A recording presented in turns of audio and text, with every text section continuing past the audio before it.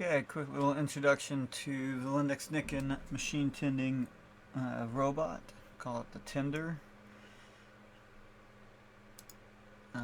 This is its standard configuration. This is our Tender base with the Fanuc M20 robot. We've got 5 shelves. On those 5 shelves we put pallet systems. So you can get 3 different pallet systems.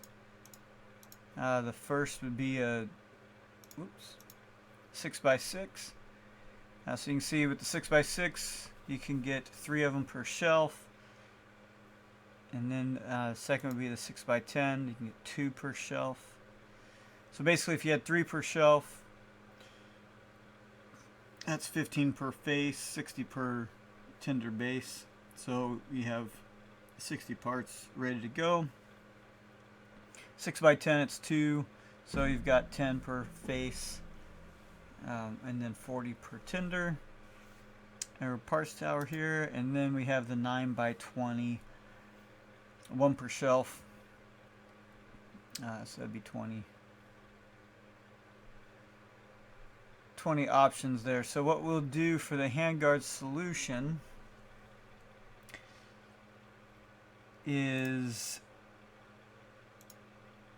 we change our shelf a little bit, and you can see we have this gun rack looking shelf that allows us to put 6 extrusions per shelf, 2 per face, 12 per side, 48 for the Tender base. The robot would use like a 2-jaw gripper, pick up the extrusion, load it into the machine. The machine does the machining. Well, Vf2 goes to town there, and then the robot picks it up, puts it back. So if we look at some unattended cycle times here, we've got 48 handguards or extrusions. If you've got 20-minute cycle time, maybe you have a complex handguard, it's 25-minute cycle time. That's 20 hours of unattended running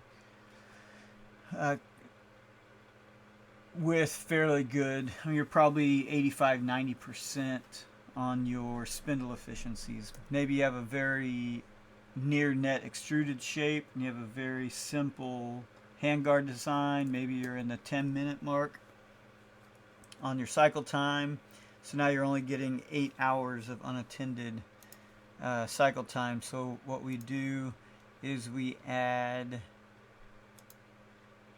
an additional parts tower, and that parts tower holds another 48 extrusions. So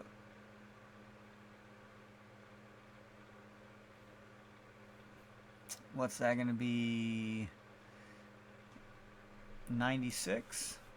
Sorry, it's a little late on my end. So now 96 parts.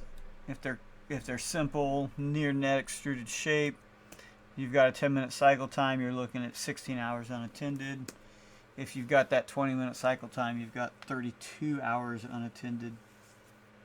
Might not be that appealing to you if you're running your shop, every day, but on a Friday, that would give you an entire extra day of Op-10s being run, if that's that's how you want to look at that.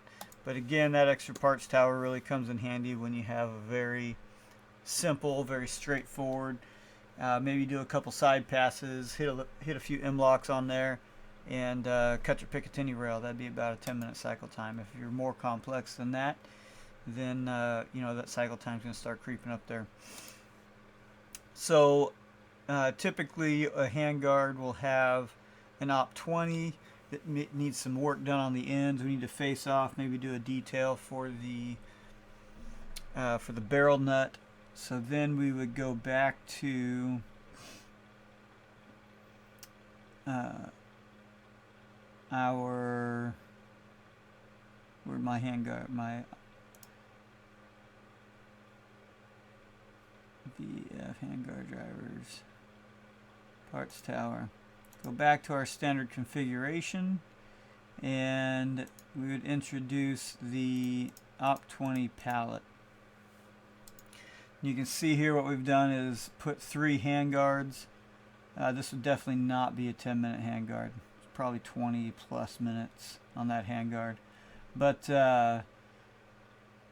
you put that handguard 3 to a pallet, and now you're pick and placing into the machine. Change that machine configuration around a little bit.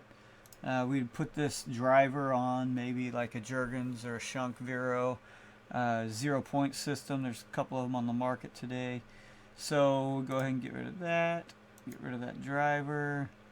And we go back into our 3X and turn on. So now we can pick and place and use this tinder to load our Op20s. This cycle time realistically is probably in the 5-minute mark. Maybe. I mean, I don't know how complex your handguard is and what you're doing.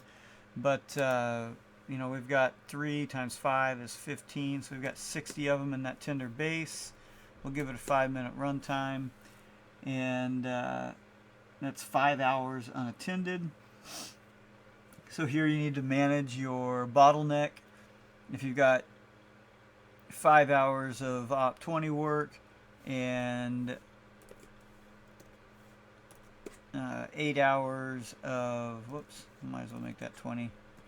Make 16 hours of Op10 work. You just need to figure out how to balance these numbers. But again, we can definitely throw that second parts tower in there to get more unattended runtime.